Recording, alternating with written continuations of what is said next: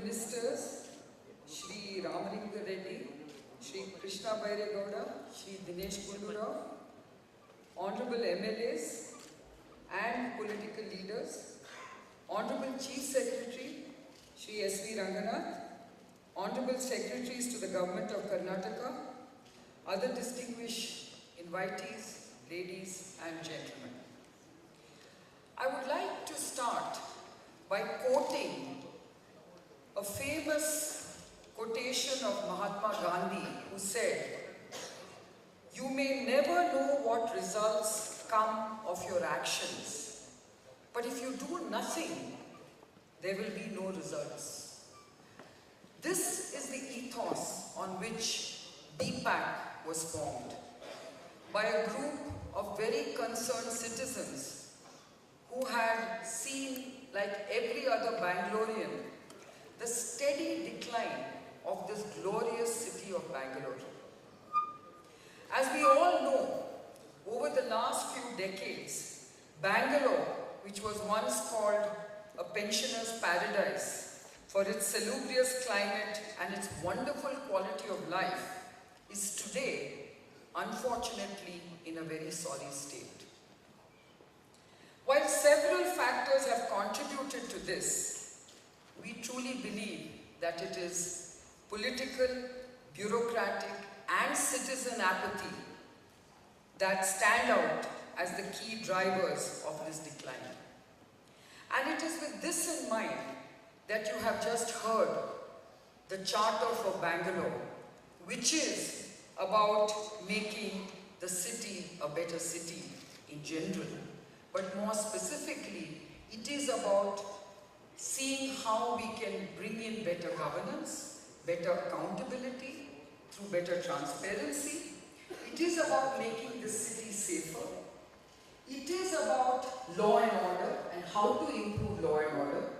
It is about ensuring that every citizen has access to good quality services, basic civic amenities, and it is about ensuring that this nightmare that every working citizen of Bangalore faces every day is transformed into a convenience. So it is with this in mind that B.PAC set about its charter.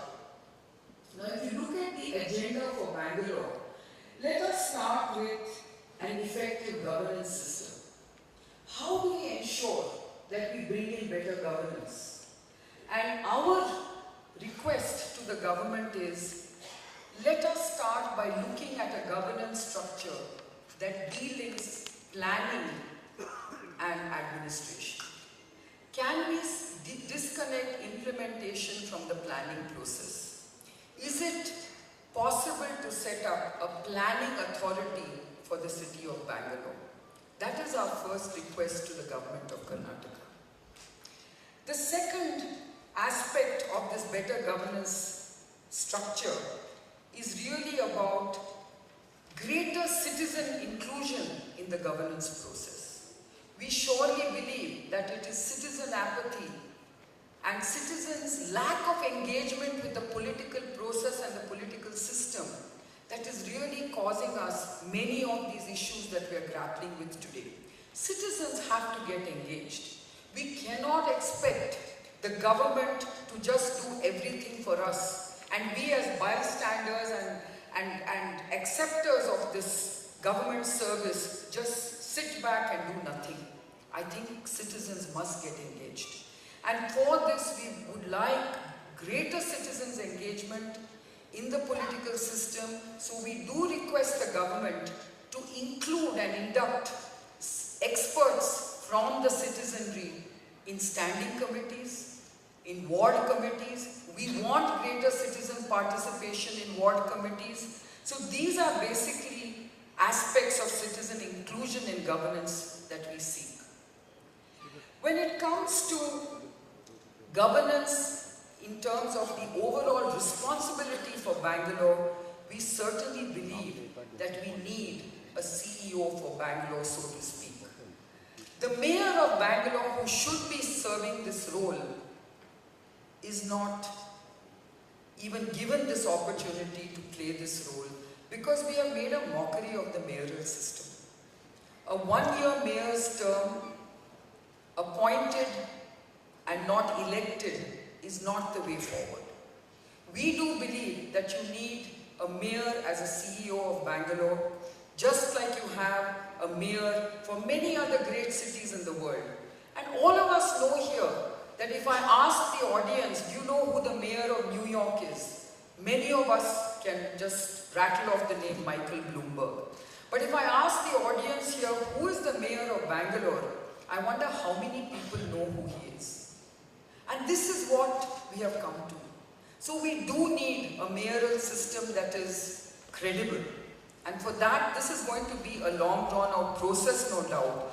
But I also believe that we do need to therefore have a dedicated ministry for Bangalore.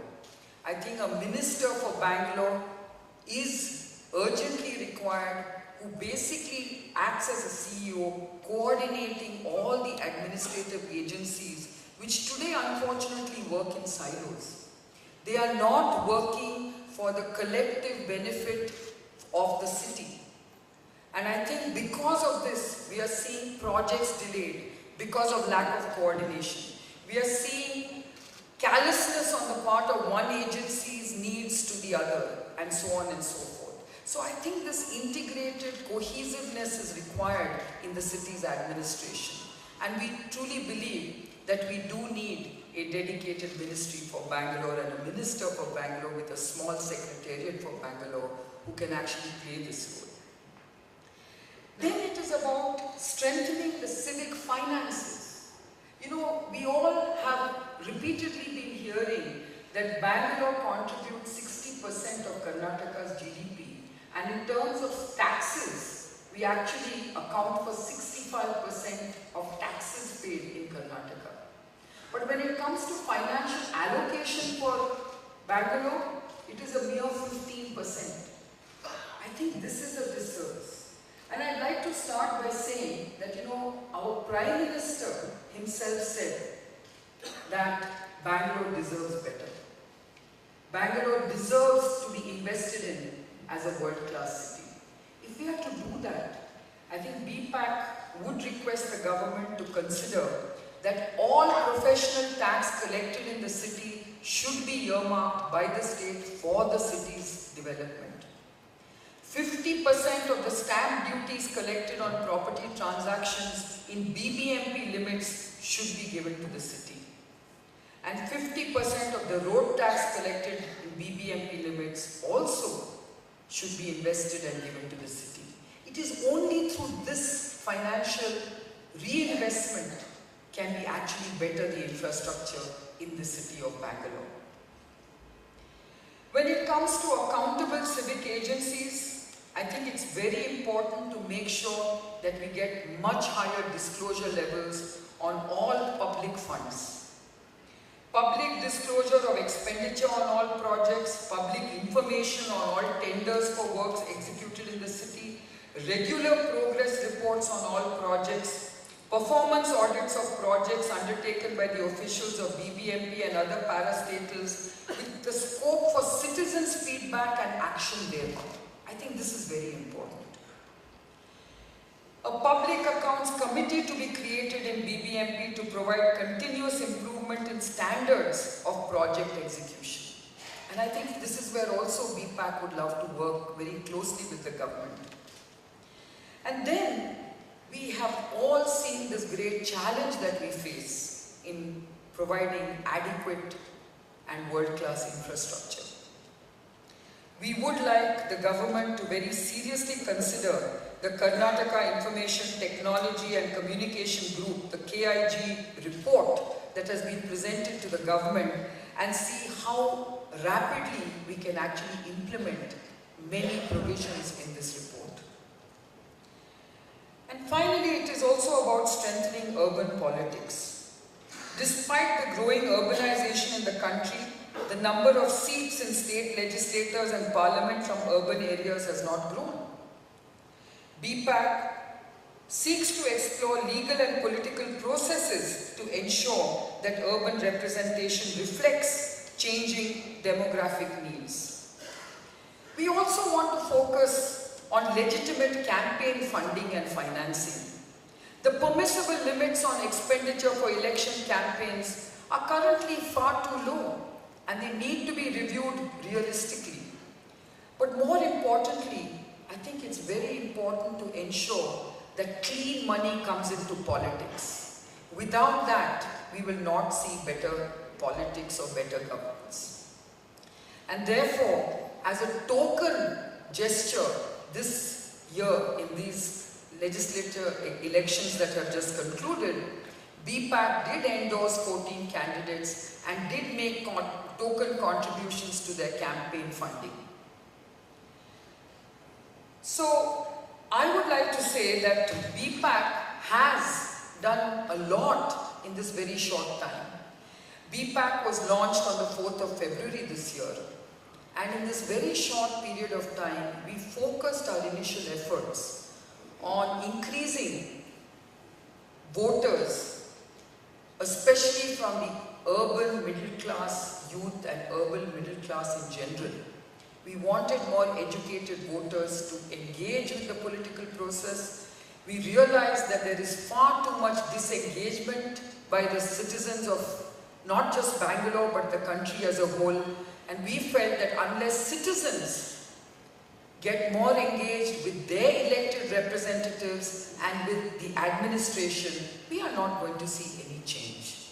With this in mind, we of course embarked on a very, very aggressive voter registration campaign. We partnered with several organizations like Smart Vote and many, many others. And you know, the outcome was very encouraging.